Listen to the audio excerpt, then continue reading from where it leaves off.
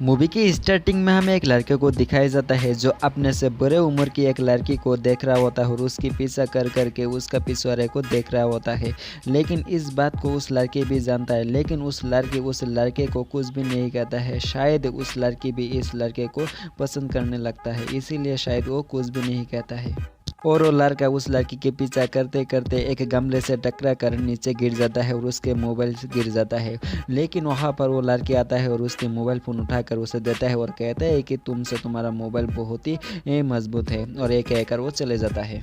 और scene shift हो जाता है और हमें अगले सीन में दिखाया जाता है कि वो लड़का अपने दोस्त के साथ स्केटिंग कर रहा होता है और वो लड़की भी उससे थोड़ी दूरी बैठा होता है अपने भाइयों के साथ। और उस लड़के को देखकर वो लड़की मुस्कुरा देता है। ये देखकर उस लड़की के फ्रेंड उसे कहता है कि तुझे देखकर वो मुस्कुराता है, इसीलिए शायद तुझे वो पसंद करते हैं, इसीलिए तुझे उसके पास जाना है और उसके साथ बात करना चाहिए। ये बात सुनकर वो लड़का जाने वाला होता है, तभी उसके और एक फ्रेंड उसे कहता है कि तू नहीं देखता है कि उसका भाई उसके पास है, अगर तू उसके हाथ लग गया तो तेरा निहत्थे हो जाएगा। ये बात सुनकर वो बहुत ही डर जाए, लेकिन बहुत ही हिम्मत करके उस लड़की से बात करने के लिए जाने वाला होता है। तभी वो स्केटिंग बोर्ड करके उसके पास जा ही रहा होता है, तभी उसका पेन खोल जाता है और उसे बहुत ज़ोर से चोट लग जाता है, जिसके बाद वो से स्केटिंग बोर्ड उसका मुंह पर लग जाता है। और तभी वहाँ पर उसके वो लड़के आ जाता है और उसके स्केट बोर्ड उठाकर उस लड़के को दे देता है और उसे कहता है तुमसे तुम्हारा स्केट बोर्ड बहुत ही मजबूत है। ये बात दूसरी बार कह देता है। फिर हम देखते हैं कि वो लड़के भी उसे थैंक्स कहता है और लड़के की थैंक्स वाली बात को सुनकर वो लड़की बहुत ही इम्प्रेस हो जाता है, जिसके लिए वो लड़की उस लड़के को लेकर जा ही रहा होता है और उसके सारों भाई गुस्से से उसको देख रहा होता है, जिसके लिए वो लड़के थोड़ा सा डर जाता है। फिर हम देखते हैं कि वो लड़के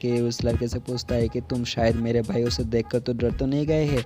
लेकिन हम देखते हैं कि वो लड़के बहुत ही हिम्मत करके कहता है कि नहीं, मैं उनसे नहीं डरता हूँ। फिर हम देखते हैं कि वो लड़की उस लड़के को एक प्रिंसन पार्क में ले जाता है, जहाँ पर उन दोनों के अलावा और कोई नहीं होता है।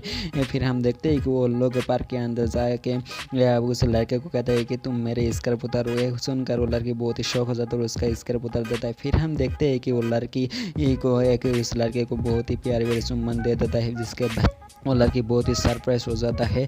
और हम देखते हैं कि वो लड़की उस लड़के को कहता है कि तुम मेरा कपड़ा उतारो, जिसके बाद वो लड़का बहुत ही शौक हो जाता है और उसका कपड़ा उतार देता है। फिर हम देखते और उसका फिगर देख के वो लड़का बहुत ही शौक जाता है और उस बहुत ही शॉकिंग हो जाता है, जिसके बाद वो लड़की उस लड़के को पूछता है कि तुम रेडी हो। फिर हम देखते हैं कि वो लड़का कहता है कि अगर किस बात के लिए।